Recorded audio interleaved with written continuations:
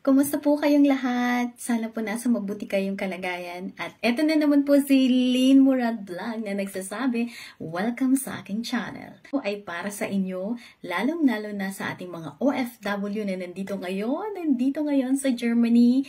At kung papunta pa lang kayo dito o hindi naman kaya, may balak kang pumunta dito. Ito po yung mga information or impormasyon na kailangan malaman natin kapag nandito na kayo ngayon sa Germany.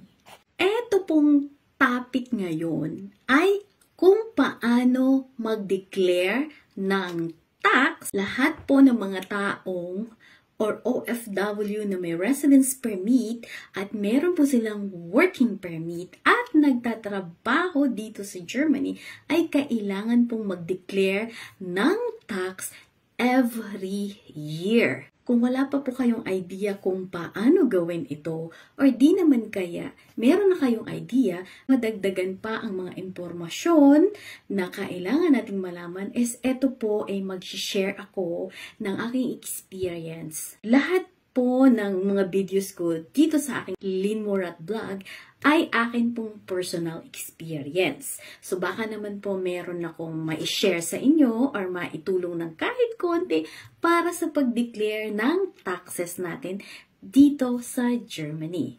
So, pupunta po tayo sa ano-anong papel ang kailangan para mag-declare ng tax taon-taon. Ang pagdi-declare po ng taxes dito sa Germany ay galing po sa Finanzamt na opisina. Sila po ay magbibigay or magsisend sa inyo by post ng letter sa inyong bahay or kung saang address man kayo nakaregister dito sa Germany. Magpapadala po ang Finanzamt ng notice kung hanggang kailan nyo i-declare ang inyong taxes last year.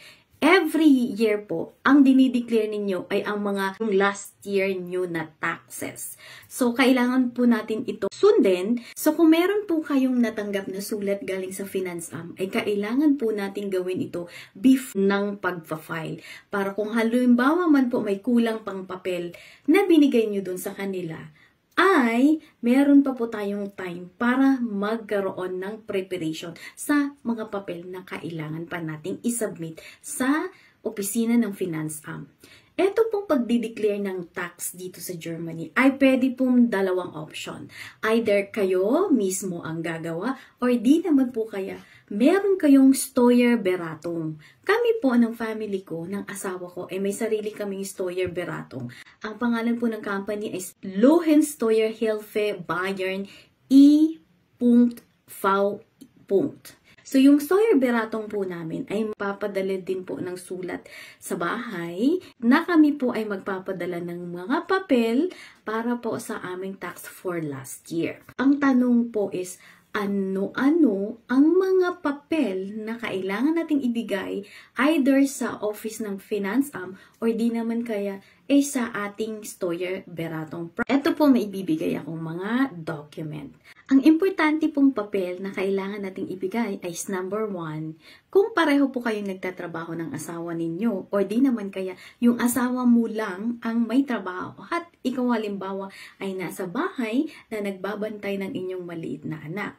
Kami pong mag-asawa ay parehong may trabaho. So meron po kaming natatanggap na papel every year galing po sa aming company.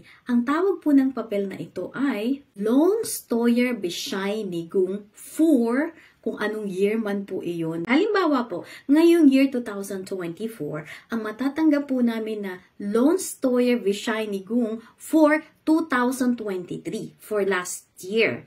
Yan po ay kailangan ng Finanzamt. Kasi doon po malalaman sa listahan na yun kung magkano po yung kinita ninyo or natanggap ninyong salary the previous 1 year. At kung ano po kayong klase ng inyong steuer. Kung saang bracket po kayo ng tax. Kasi po yung asawa ko is tax number 3, ako naman po ay tax number 5. So, malalaman po nila yun. Yan po ang number 1 na kailangan nyo pong ihanda. Insurances. Lahat po tayo ay may mga insurances. Pwede pong private, pwede pong sa company, kung saan kayo nagtatrabaho. Makikita nyo po kasi yan sa bangko ninyo. Bank account nyo po ay nandoon po kinakaltas yung mga insurances natin. So, kailangan po lagi tayong may copy. Bank slip. Every month po kasi yung bangko ay nagpapadala sa atin ng mga bank slip.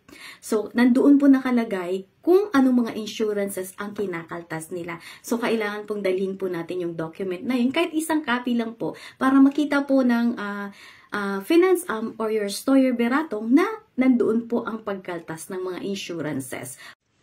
Ang dagdag naman po na pwede nyong i-declare sa inyong tax is ang halimbawa, ikaw po ay pumunta sa language course. Nung pagdating ko dito, nagpunta po ako sa language course ng 7 months. Tapos nagkaroon po ako ng certificate ng language course. Tapos po, dinala po namin na yun sa aming Steuer Beratung. Gusto pong nilang malaman yun para po ma-refund din po nila kahit konti ang iyong pamasahe. Kung halimbawa ikaw ay nag-take ng train or ikaw yung transportation mo ay nag-bus, di naman kaya sa car. Yun po ay tinatanong nila kung ilang kilometers ang iyong pag-travel. Papunta sa school, back and forth na po yun para po may ibibigay sila sa inyong refund. Yun po, malaking tulong po yan sa inyong pag-declare ng inyong taxes. Ito po ang mga tandaan nyo rin na kung ano man po ang nangyari sa inyo for the previous year, is mas maganda kung i-declare nyo po yun sa inyong taxes. Kasi po may mga refund po yan ng mga kilometer kung ano po yung halimbawa.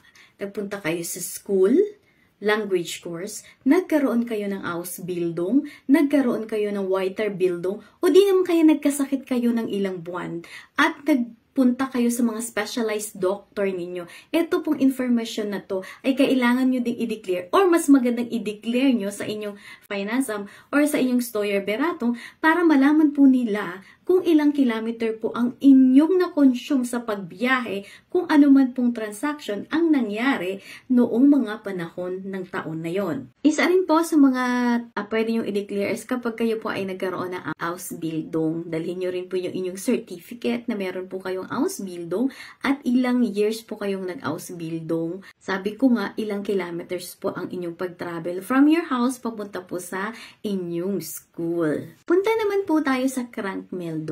Halimbawa ako, nagkasakit po, 7 months po akong hindi nakapagtrabaho. So, ang nangyari po kasi is, nung mga panahon na yon is pandemic po yon. Tapos po, nag-change po ako. Bawal na po kasi sa akin yung sa asbitro yung ang trabaho. So, nag-change po ako ng trabaho. Naghanap po ako ng trabaho. Kaya lang nung mga panahon po na yun, isarado po yung corona pa at hindi pa open ang mga restaurant or di kaya hotel. So, nung mag-declare po kami ng tax sa aming Beratung is binigay ko po yung reason ko kung bakit hindi ako nakapagtrabaho. Kasi po doon po sa record nila is crank po ako. Tinanong ako kung ano yung nangyari at in-explain ko nga po sa kanila. Ito pa po ang dagdag na papel. Kung kayo po ay nagpunta sa halimbawa, nagkaroon kayo ng bagong eyeglass.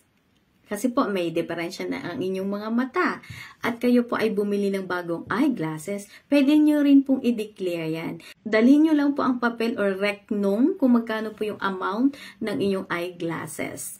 Pwede rin po kapag kayo po ay pumunta sa dentists. Kasi po tayo is may 1 year na free dentist check-up.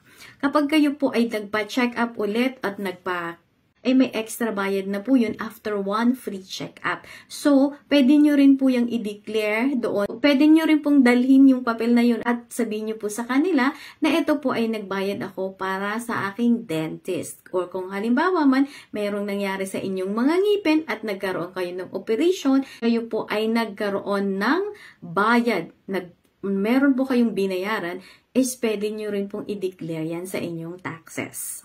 Ito po ang pinaka-importante sa lahat bilang OFW na sumusuporta sa Pilipinas, sa inyong mother or father or kung sino man or yung mga anak nyo na nasa Pilipinas at nag-aaral at sinusuportahan nyo po sila. Ito po ay importanteng papel na kailangan nyong i-inform ang inyong finance o di kaya Steuer Beratung. Kapag kayo po ay sumusuporta sa isa sa mga family ninyo. Halimbawa ako, sinusuportahan ko yung nanay ko. Ang tatay ko po kasi wala na. So, ang nakatira na lang po sa bahay is si nanay. So, ang nangyari po, sinabi po namin sa Stoyer Beratong na ako po ay every month na sumusuporta.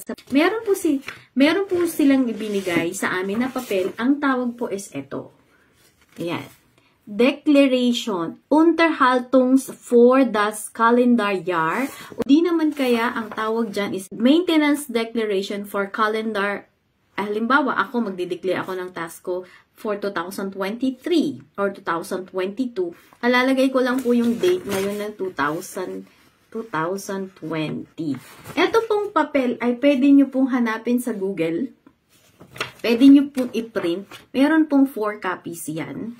Yung first copy is kung sino yung nagsusupport na tao. Halimbawa ako, ang full name ko, address, kailangan po yan. At supported person, kung sino yung sinusuportahan ko dun.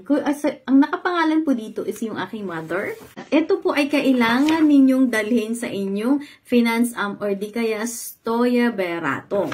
Ang Stoyer Beratong po namin ay nagtanong.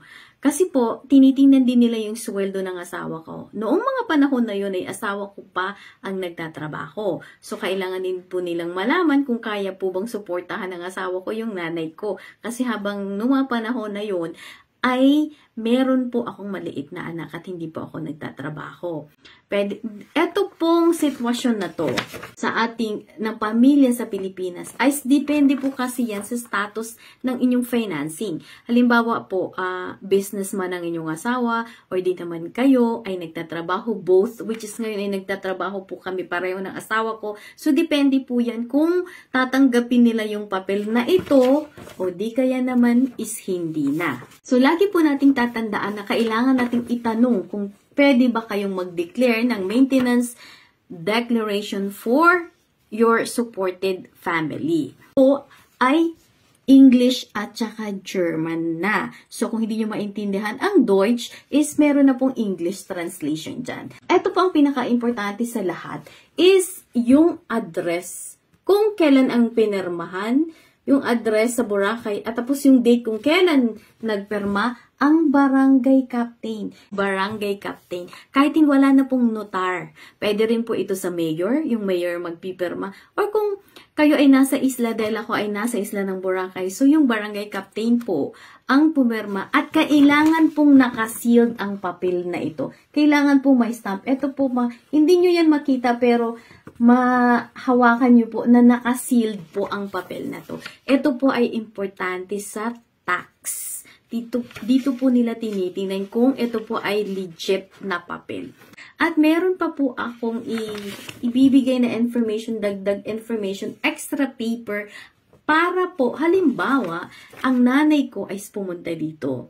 Tapos, 3 months po siyang nagstay dito. Every month po nagbibigay ako sa kanya ng extra money. Cash po yun. So, ibig sabihin, meron pa akong extra paper na pinapirma sa nanay ko at ipapakita ko rin yan sa inyo doon sa next. So, pakibantayan nyo na lang po kung paano gawin ang bagay na yon. Ito pa po yung karagdagang papel. Halimbawa man po, in-invite nyo ang inyong mother dito or di kaya in-invite nyo yung family nyo, yung anak nyo, yung asawa ninyo, nagkaroon sila ng tourist visa or family reunion visa at kayo po ay gumastos ng ticket, gumastos kayo ng insurances, gumastos kayo ng iba pa, is pwede nyo pong i-declare sa inyong taxes kasi po kayo po ay nagbitaw ng pera para sa pangyayaring yun.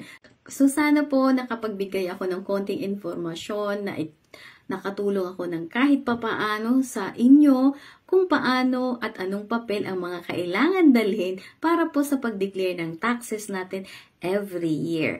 Ito pong mga detalye na sinasabi ko sa inyo ay according sa personal experience ko po. Kung meron man po akong nasabi na hindi included doon, is ibig sabihin po, hindi ko po napagdaanan yan. So kung may kulang man po dito sa pag-explain, pasensya na kayo dahil hindi ko nga po yan napagdaanan. Kung meron man po kayong extra information, isulat nyo lang po dyan dito sa comments dyan sa baba para magkaroon tayo ng maraming kaalaman tungkol sa pagdeklara ng ating taxes dito sa Germany. So, kabayan, welcome po at maligayang pagdating dito sa Alemanya. Marami pong salamat sa panunood today at bantayan niyo po yung aking next video about doon sa detailed na pag-explain sa paano po ang maintenance declaration para po sa pamilya na sinusuportahan natin. Ito po ay may extra information akong maibibigay para po sa inyo. Marami pong salamat. Hanggang sa muli. Ito po ang Lynn Murat Vlog. Bye!